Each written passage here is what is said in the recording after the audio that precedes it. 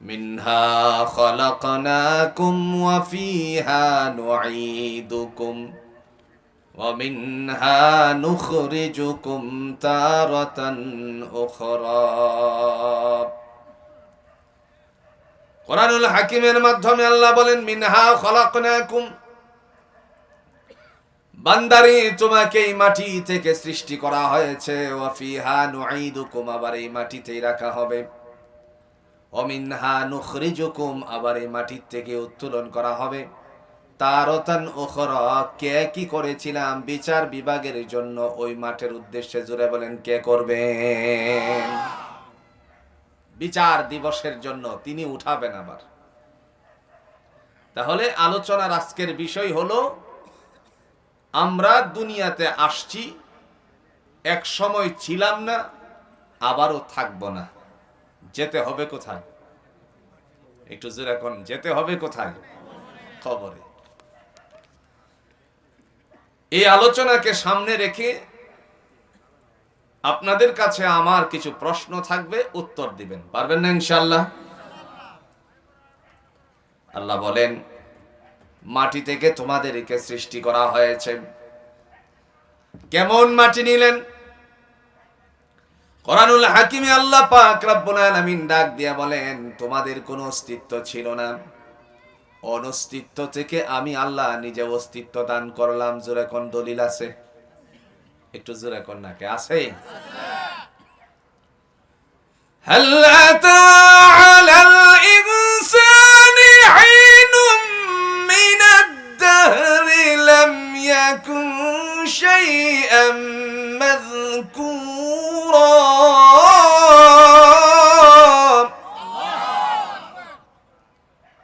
মহান আল্লাহ রাব্বুল আলামিন ডেকে বলেন,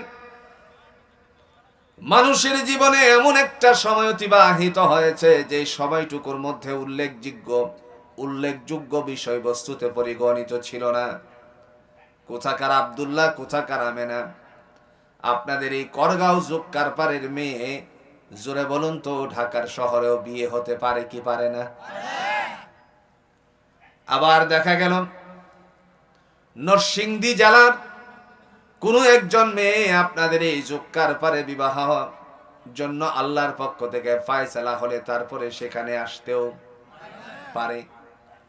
মহান আল্লাহ বলেন, বান্দারে তোমাদের জন্য আমি আল্লাহ পাক ফায়সালা করেছি। কোথাকার পুরুষ, কোথাকার নারী, কালিমার বন্ধনে আবদ্ধ করে দিলাম, স্বামী স্ত্রীর শয্যা সঙ্গীর বন্দোবস্ত করলাম, পিতার পৃষ্ঠদেশ থেকে মাতৃজঠরে 1 ফোঁটা নাপাক শুক্র প্রবেশ করালাম। পৃথিবীর সমস্ত জায়গাগুলোর মধ্যে জার্ম প্রবেশ করতে পারলেও মায়ের গর্ভের ভিতরে আল্লাহ পাক রব্বুল আলামিন কোনো ভাইরাস প্রবেশ করান না। আমরা যে গর্ভে ছিলাম, মায়ের পেটে থাকা অবস্থায় নাপাক শুক্র প্রবেশ করার সাথে সাথে আল্লাহ পাক বললেন, এই জায়গাটাকে আমি সুরক্ষিত করে দিয়েছি, যেটাকে কোরআনের ভাষায় বলছেন ফি করারিম মাকিন। এটা হলো সুরক্ষিত জায়গা, যাতে বিন্দু পরিমাণ জং ধরবে না। জং বুঝেন তো? ভাইরাস প্রবেশ করবে না। রক্ষা করেছেন কে? আল্লাহ। একটু জোরে এখন, রক্ষা করেছেন কে? আল্লাহ পাক। এরপরে আল্লাহ রাব্বুল আলামিন বলেন, ইন্না খালাকনাল ইনসানা মিন নুতফা সুম্মা মিন আলাকাতিন সুম্মা মিন মুদগা ফাকাসাউনাল ইযামা লাহমা। আস্তে আস্তে করে সেখানে 40 দিন অতিবাহিত হলো। 40 দিন মায়ের গর্ভে থাকা অবস্থায় যখন শুক্রটুকু অতিবাহিত হলো, আল্লাহ বলেন, আমি গোশতের একটা টুকরা বানানোর আগে রক্তের চাক্কা বানালাম। রক্তের চাক্কা আরো 40 দিন যাওয়ার পরে আমি আল্লাহ পাক রব্বুল আলামিন একটা গোশতের টুকরা বানালাম। গোশতের টুকরা যখন আরো 40 অতিবাহিত হলো, আমরা এখানে যারা বসে আছি, এক একজনের এক একটা নাম। আল্লাহ বলেন, আকার আকৃতি সূরত আমি আল্লাহ নিজে দিলাম। দুনিয়ার জমিনে কাহারও কোনো হাত লাগাই নাই, কেবল আমি আল্লাহ নিজের হাতে বান্দারে সৃষ্টি করেছি। কে বানাইছেন?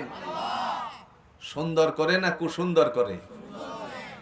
আপনারা বলতে পারেন এটা কি বললেন? কুসুন্দর সুন্দর মানুষের মধ্যে কেউ থাকে সুন্দর, কেউ থাকে একটু কালো, আবার কেউ খুব ফর্সা। তাহলে সুন্দর কুসুন্দরের বললেন যে? এই কথাটার জবাব এইভাবে নয়।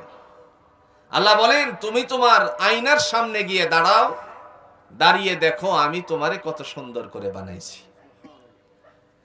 উদাহরণস্বরূপ মুখটা এমন জায়গায় ফিটিং করলেন, এর উপরে কি দিছেন?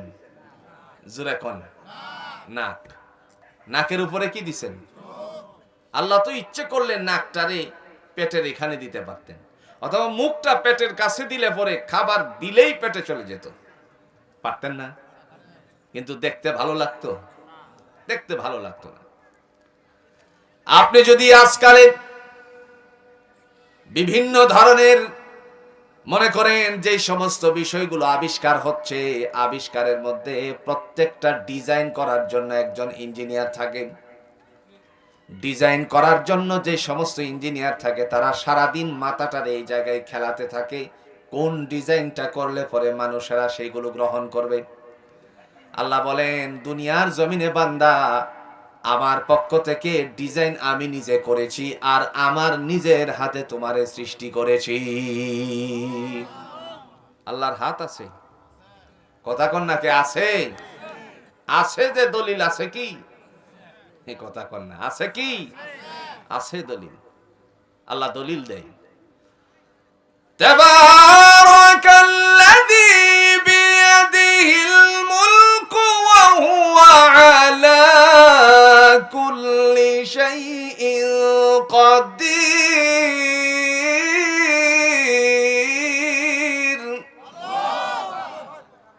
আল্লাহ রাব্বুল আলামিন তিনি বলেন বরকতময় আমি রব, যার হাতে ক্ষমতা। কার হাতে ক্ষমতা? আহা, একটু জোরে কর না, কার হাতে ক্ষমতা? এই কথা যদি জানতো আমার দেশের মানুষেরা, তাহলে ক্ষমতা নিয়ে এত বাহাদুরি করতো না। ভুল বলে ফেলছি মনে হয় নাকি? ক্ষমতার মালিক আল্লাহ, আর নিজের থেকে বলি ফুটাই 41 সাল। বুঝে আসে নাই?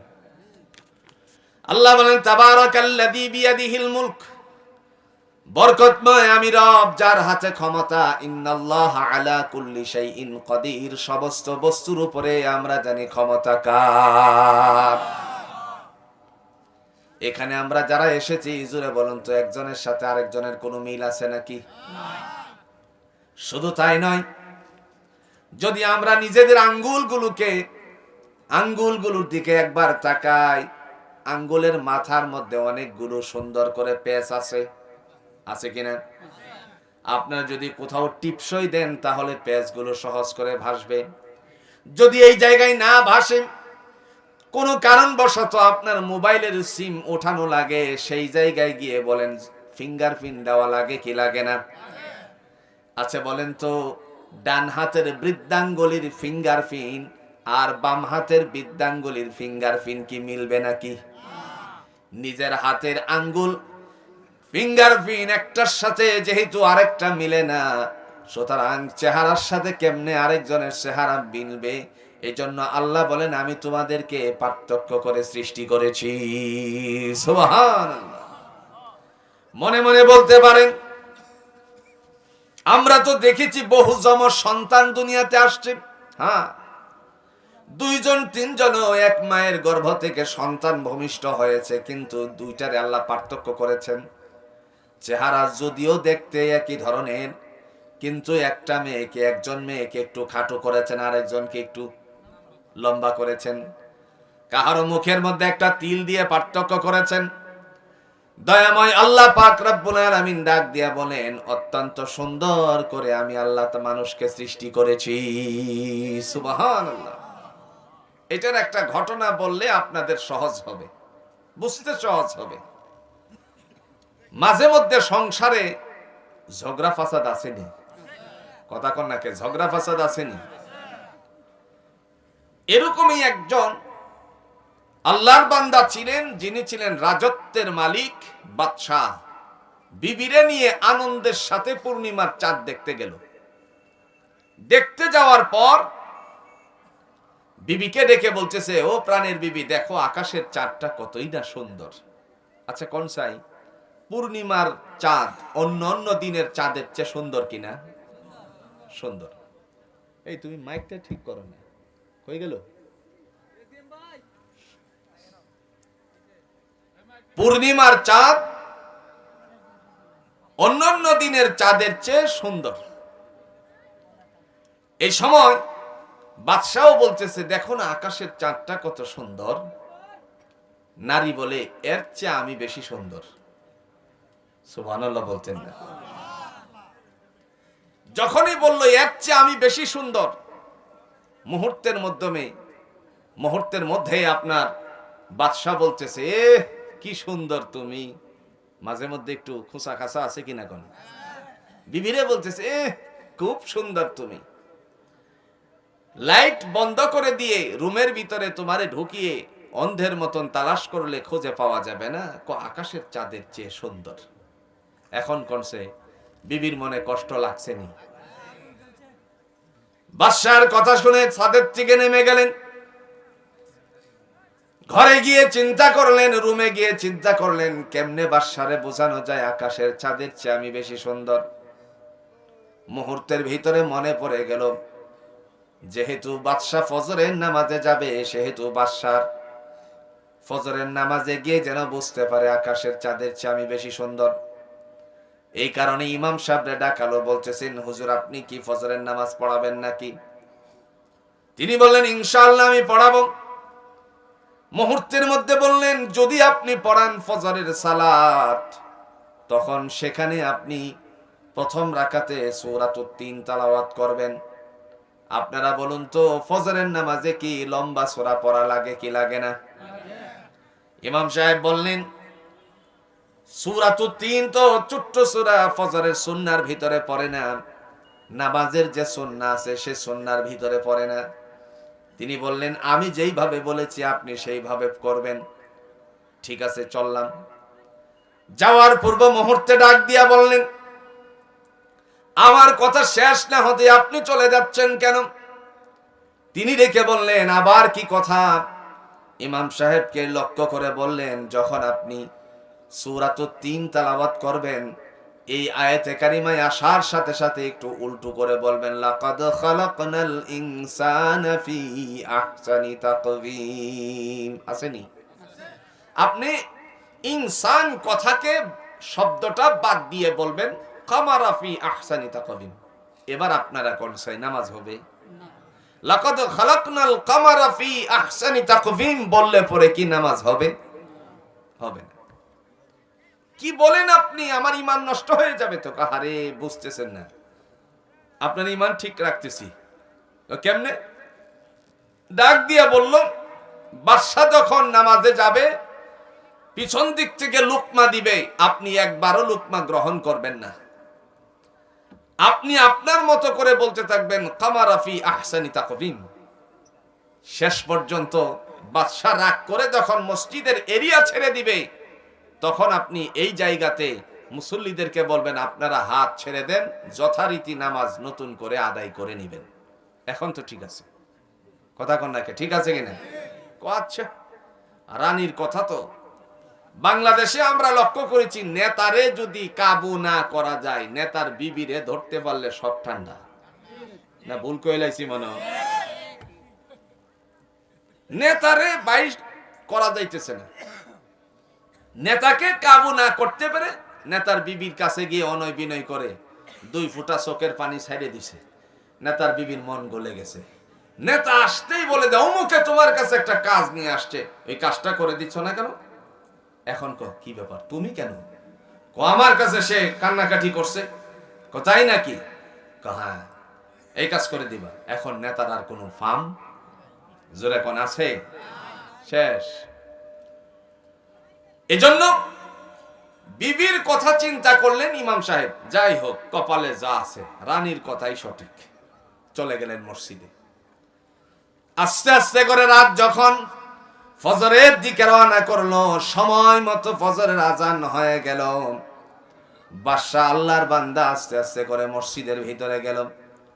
যাওয়ার পরে ইমাম সাহেব নামাজের বিছানায় গিয়ে দাঁড়ালো। সময় মতো নামাজের বিছানায় দাঁড়ানোর উপরে দেখা গেল হঠাৎ বান্দার পিছন থেকে আল্লাহর বান্দা যখনই ইকামত শুরু করে দিল, ইকামত শেষে তিনি তাকবীরে তাহরিমা বাঁধলেন।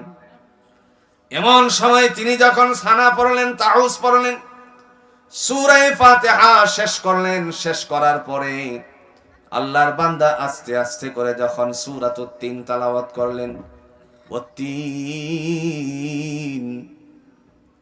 ওয়াজ-যাইতুন ওয়াত-তিন ওয়াজ-যাইতুন ওয়া তুরি সিনিন ওয়া হাযাল বালাদিল আমিন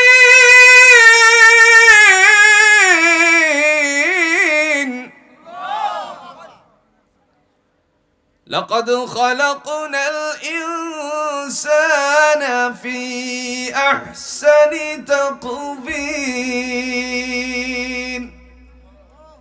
এই ইনসানকে বাদ দিয়া বলছে লাকাদ খালাকনাল কামারা ফি আহসানি তাকবীর। বাদশা পিছন দিক থেকে লুকমা দেয়, লাকাদ খালাকনাল ইনসানা ফি আহসানি তাকবীর। যখন এই লুকমা দেয় একবারও লুকমা গ্রহণ করলেন না, কারণ রানীর কথা তো তাই। কথা কোন নাকি? রানী বলে দিয়েছে লুকমা নিবেন না, আপনি গ্রহণ করবেন না।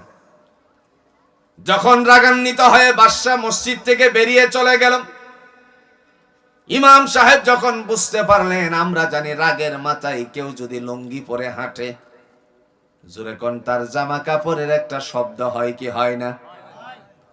বান্দা যখন বুঝতে পারলেন মসজিদের এরিয়া ছেড়ে দিয়েছেন, সাথীদের উদ্দেশ্যে বললেন আপনারা হাত ছেড়ে দেন।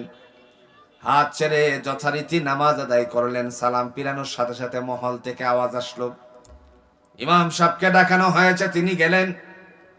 যাওয়ার পরে বলতে লাগলো, আপনি কোরআন হাতে নেন।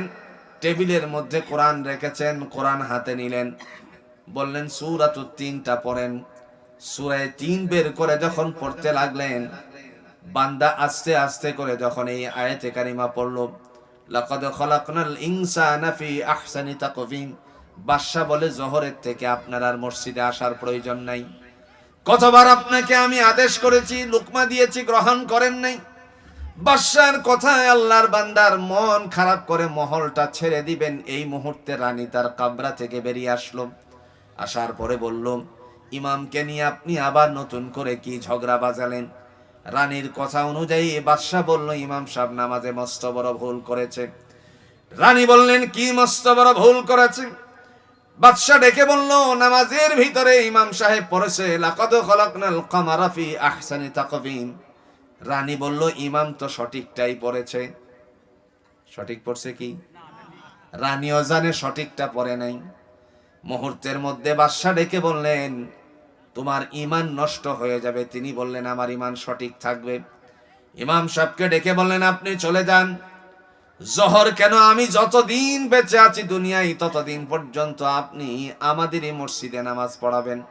এখন বলুন তো, ইমামের মনে আনন্দ আছে কিনা? আনন্দের চিত্তে উনি বেরিয়ে যাচ্ছেন। বাদশা ডেকে বলল, রানী আমার, সংসার জীবনে নানা ধরনের সমস্যা সৃষ্টি হতে পারে, সুতরাং তুমি তোমার মত পরিবর্তন করো।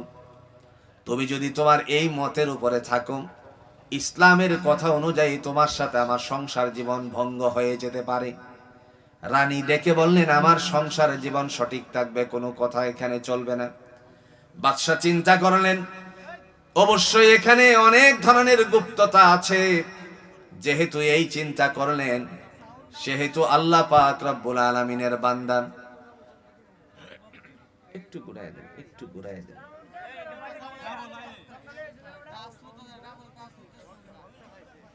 ওইদিকে হালকা একটু ঘুরাই দেন।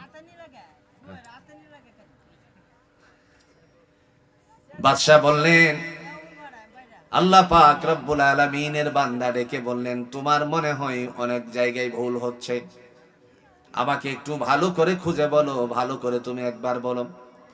কথা বলার সাথে সাথে রানী ডেকে বললেন, গত রজনীর কথা স্মরণ করুন, পূর্ণিমার চাঁদ দেখার জন্য আমাকে ছাদে নিয়েছিলেন। আপনি বলেছিলেন আকাশের চাঁদটা কতই না সুন্দর। আমি সেই সময় বলেছিলাম তার চেয়ে আমি রানী সুন্দর। আপনি আমাকে তিরস্কার করে বলেছিলেন তোমার একটা কামরার ভিতরে ঢুকিয়ে লাইট বন্ধ করে দিলে অন্ধের মতো তালাশ করলেও খুঁজে পাওয়া যাবে না।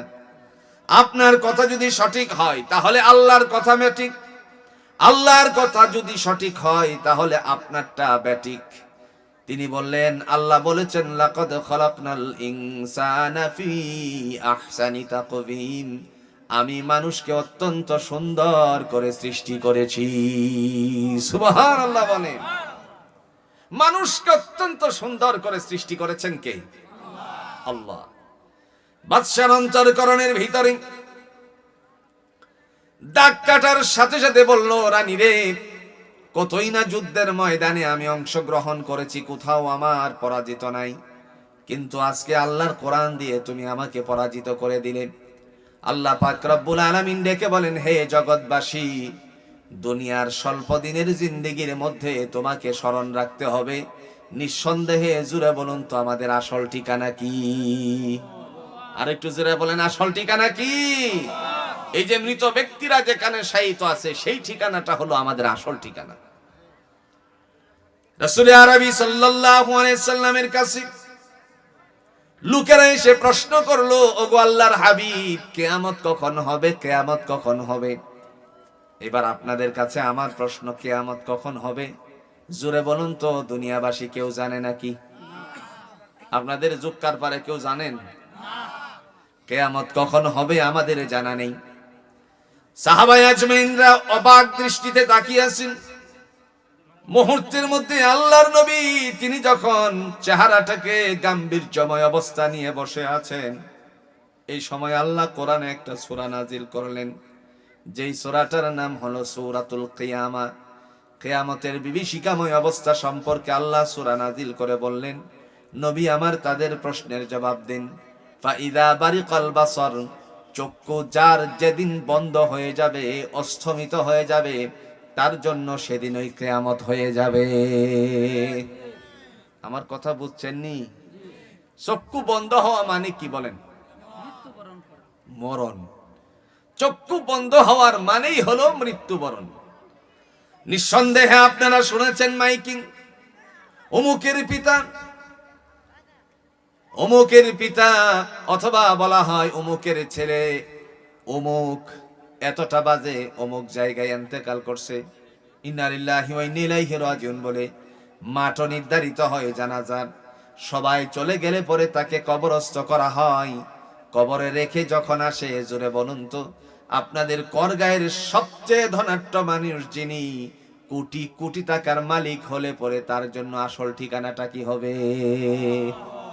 কবর। আমাদের দেশের সবচেয়ে ধনী ব্যক্তি ছিল, চিনি তো আমরা, নাম কি? জহিরুল ইসলাম। বাংলাদেশের এক সময়ের শ্রেষ্ঠতম ধনী ছিলেন তিনি। ওনার মৃত্যুর পরে যে জায়গাটাতে রাখা হলো, এটাও একটা মাটির জায়গা।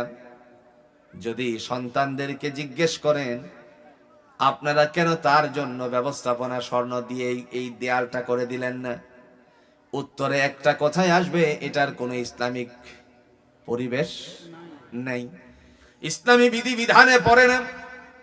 গ্রামবাসী বলবে কি করে সম্ভব, এই কাজ করার বিধান নাই, কারণ আল্লাহ 1450 বছর আগে বলে দিয়েছেন, মিনহা খালাকনাকুম ওয়া ফিহা নুঈদুকুম ওয়া মিনহা নুখরিজুকুম তারাতান উখরা। মহান আল্লাহ রাব্বুল আলামিন তিনি বলেন, বান্দারে তোমাকে এই মাটি থেকে সৃষ্টি করা হয়েছে, এই মাটিতেই তোমাকে রাখা হলো, এই মাটির থেকে উত্তোলন করা হবে। কে কি আমরা করেছিলাম বিচার বিভাগে ফয়সালা করার জন্য, জোরে বলেন ঠিক কিনা? সবাইকে যেদিন কবরে রেখে আসবে, সেই দিনটা ঈমানদার মুত্তাকির জন্য খুব সুসংবাদ। আল্লাহ কোরআন দিয়ে বলছেন, মুমিন যখন মারা যায়, কবরে রাখার সাথে সাথে সেই মানুষটারে আল্লাহ ঘুম পাড়াইয়া দেন। কি করেন? একটু জোরে এখন কি করেন? ঘুম পাড়িয়ে দেন। সেদিন পর্যন্ত ঘুমাবে যেদিন সিংহা ফুৎকার দেওয়া হবে, এর আগ পর্যন্ত সে ঘুমাবেই ঘুমাবে। সুবহানাল্লাহ বলছেন না? আপনারা তো বলতে পারেন, আমরা তো শুনছি কবরের মধ্যে পিটাইয়া সিটাইয়া সাপে দংশন করে নানান কিছুর কথা। তো আপনি যে বললেন ঘুম পাড়িয়ে দেন, এটা আমি বলিনি, সূরা ইয়াসিনে আল্লাহ বলছেন। সুবহানাল্লাহ বলতেন না? দলিল সূরা ইয়াসিন। ونفخ في الصور فإذا هم من الأجداث إلى ربهم ينسلون।